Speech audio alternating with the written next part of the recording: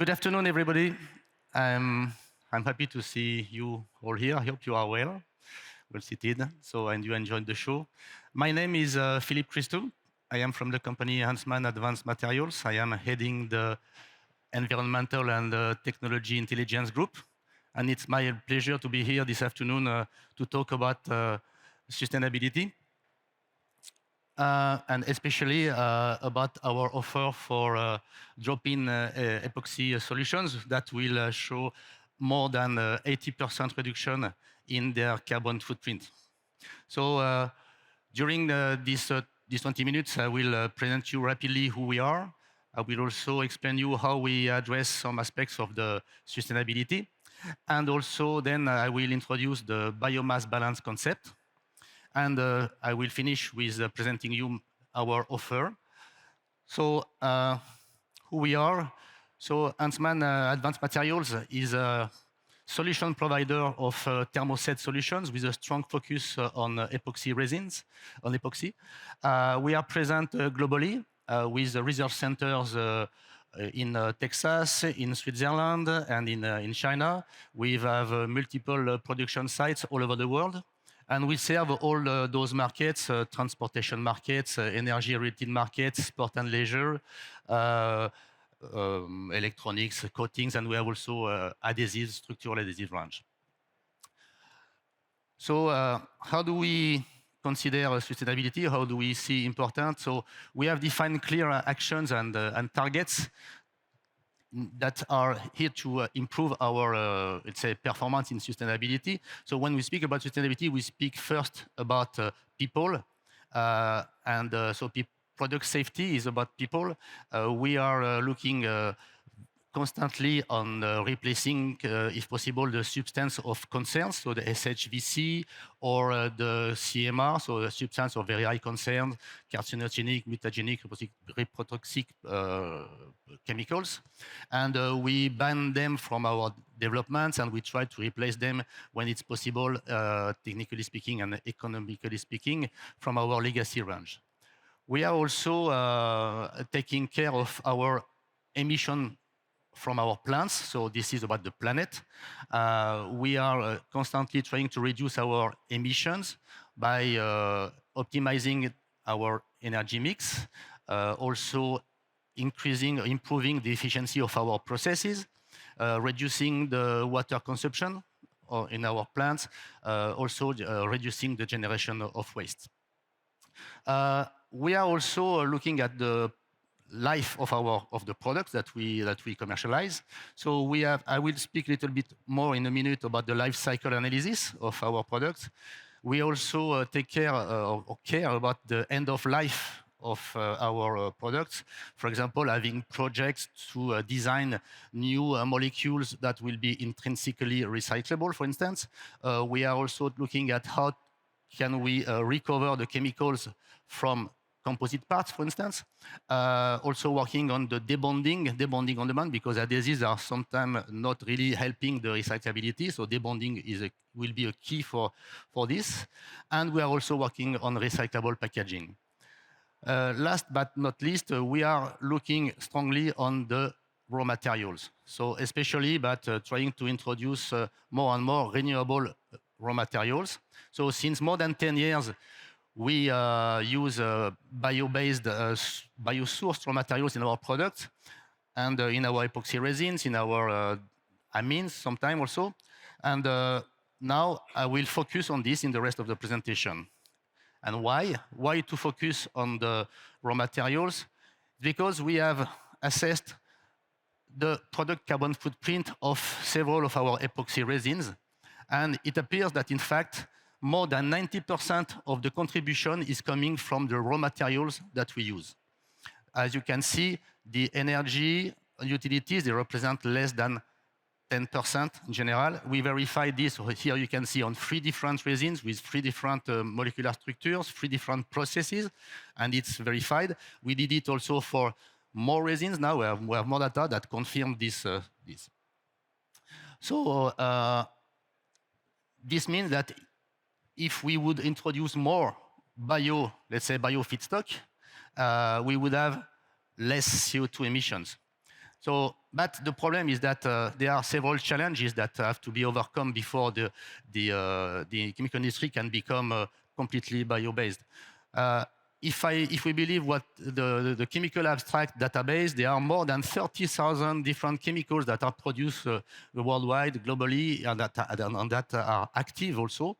And those products, they are made from only, I would say, less than 20 main raw materials: oil, natural gas, few minerals, some plants also, but very few raw materials. So if we would like to go to substitute all those 30,000 chemicals with their bio alternative, it would trigger a huge amount of effort and time and for the industry with questionable economic viability.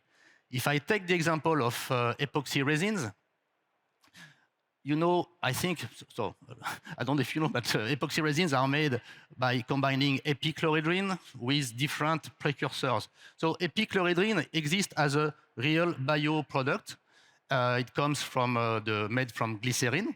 Okay, so this is ticked. We can get it.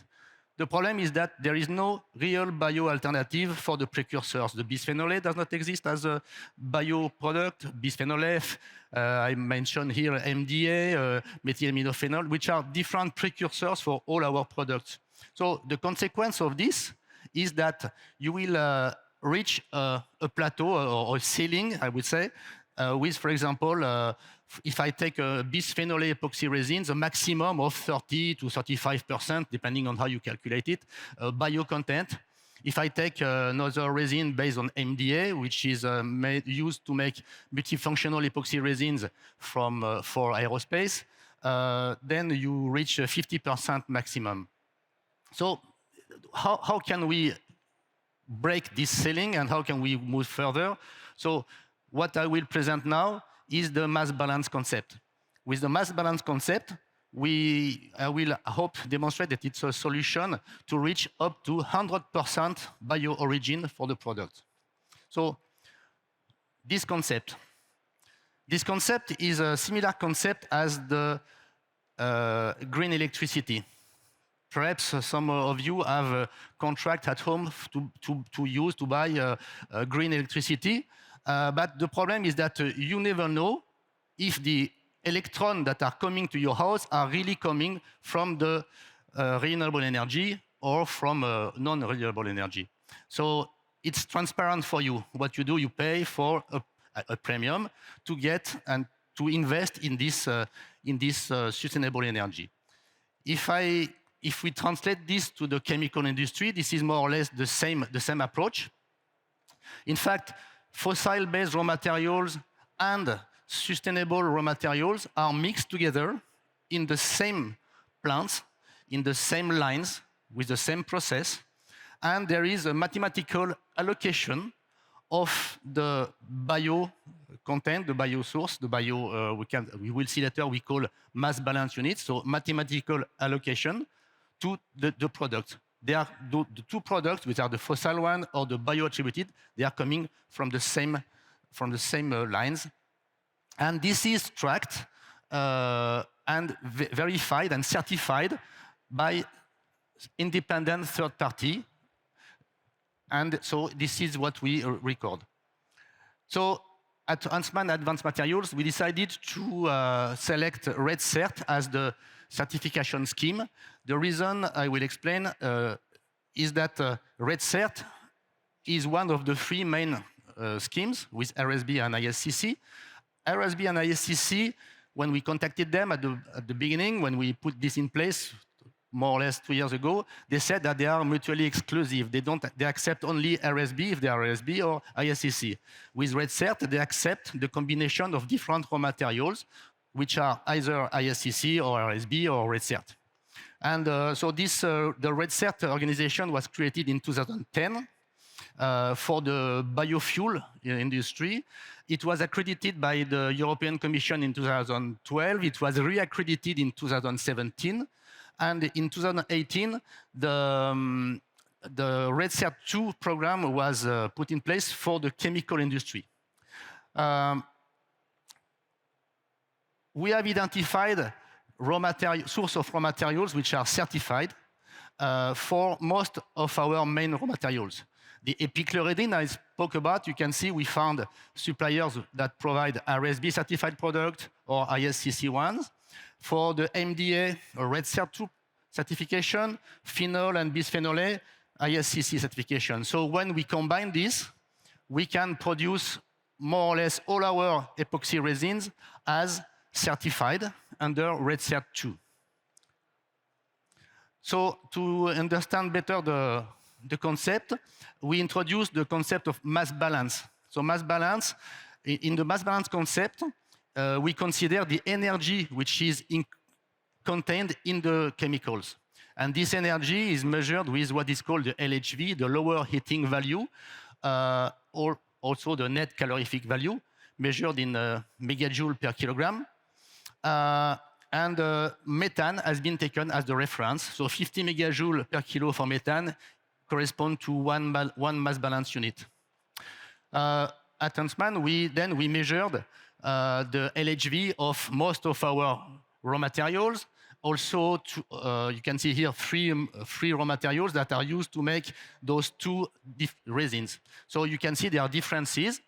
And what is it for? So in fact, there are three essential rules to apply for the mass balance concept. The first one is that during a mass balance period, which is in fact between two audits from the Red Cert certification scheme, we have, at the end of the mass balance period, we have to demonstrate that we bought more mass balance units than the mass balance units that we sell. The second rule, so this is to avoid that we sell more, let's say, that we're making greenwashing, in fact. So the second rule is that if we want to certify a product, one of the reactants must at least be certified. This is, so here, for simplification, I put 100% bio certified. I get 50%. Okay, fine, simple. But the third rule is that it's possible to cross-allocate MBUs. What does it mean? It's possible to cross-allocate if the donor is a reactant of the product. If I consider the reaction number one, I have one product certified. It can be 100% bio-attributed because I can use also the mass balance units from the second reaction, allocate here, but this second product, I am not allowed to sell it as certified, bio-certified or bio-attributed. What I cannot do also is to allocate a certificate for a reactant which is not part of the reaction. So this I am not allowed to do. And also I'm not allowed to allocate these MBUs to this product because here it's not a reactant. So you see it's very strict rules how to apply the mass balance. So the raw materials that we buy, they are coming from the same supplier, they are made on the same lines with the same processes, and we buy them according to the same specifications. And we do the same in our plants when we make our resins. The products are mixed. They are used under the same process, same lines, same plant. Nothing changed, in fact.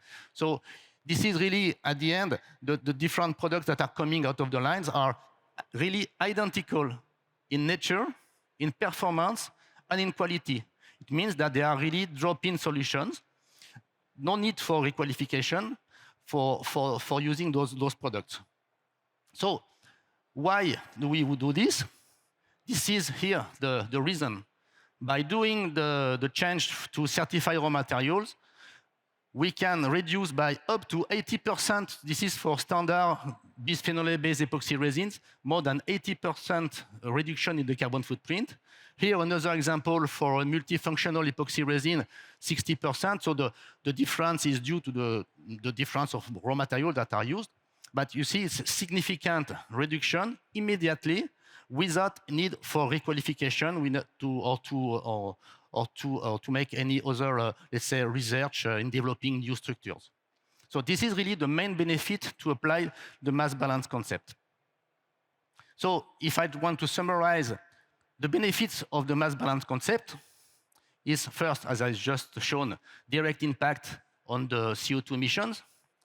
Second, as I said also, no need for requalification. These are really drop-in solutions.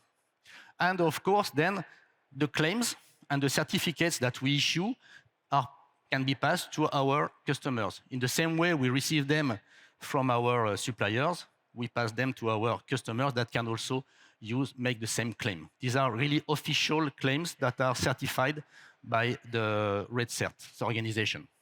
So I hope I demonstrated that applying the mass balance concept is a very fast and efficient solution to improve the sustainable transformation of the chemical industry. It's something that can be done straightforward. So what is now our offer now? So we certified our Monte plant earlier this year. So Monte is in Switzerland. It's our biggest plant where we make most of our epoxy resins.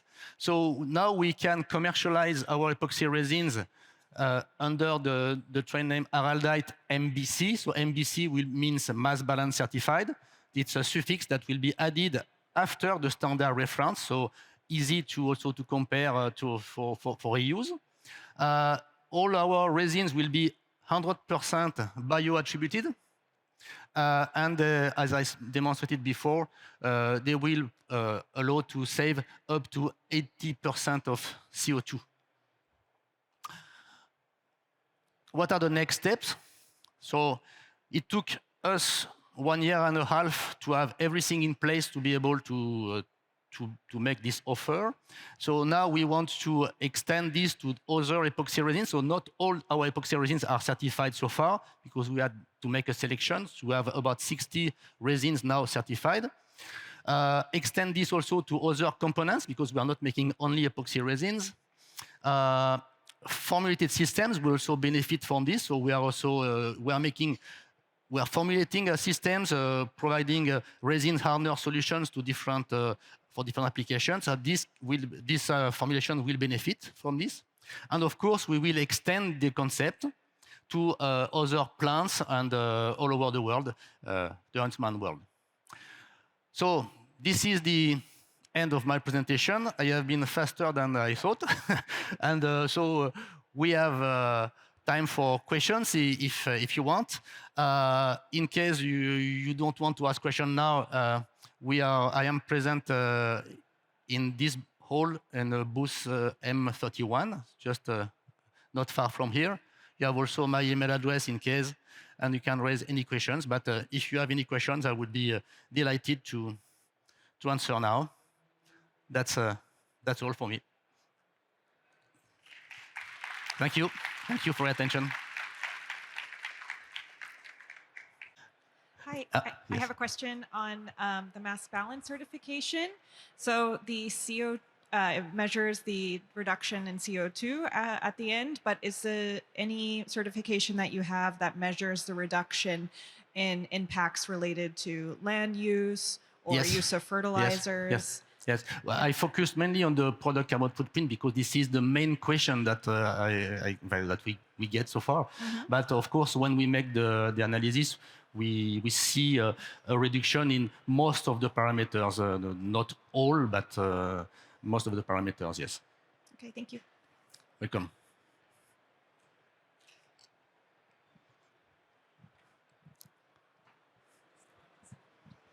Hello. Hello. Very nice. Very nice talk. Thank you very much. I was wondering, you said there's no need of requalification because of the biosource origin of the raw material, but what in terms of performance of the material compared with the state of the art? So it means that I have not been fully clear in my presentation because, in fact, you get exactly the same raw material.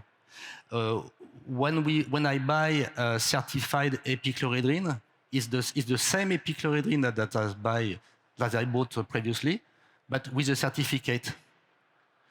When I buy bisphenol A certified, it's the same producer, but he gives me a certificate that confirms that when he produces, imagine I buy 1 ton of this bisphenol A, he has a certificate that confirms that this 1 ton, the raw materials that have been used to make this 1 ton have been replaced by sustainable raw material. So what I get personally is really the same product. So the performance is really the same. You don't get a different product. But you test it at some Sorry? moment. Did you test it at some moment? I mean, I believe that also, but the very truth is that the origin is not exactly the same. But we speak here about, very often this is, for example, let's say biomethane that is introduced really up in the value chain. So all the transformation, it's a change in a raw material of a raw material of a raw material of a raw material. So at the end, there is no difference for us. We cannot see it. And of course, we buy according to the same specifications. So same lines, everything is mixed. So, but of course, we also, we got these kind of questions. We had some time to demonstrate. So, but we didn't make a huge exercise. Huh? So, but we demonstrated that these are really the same performance. This is really the same product.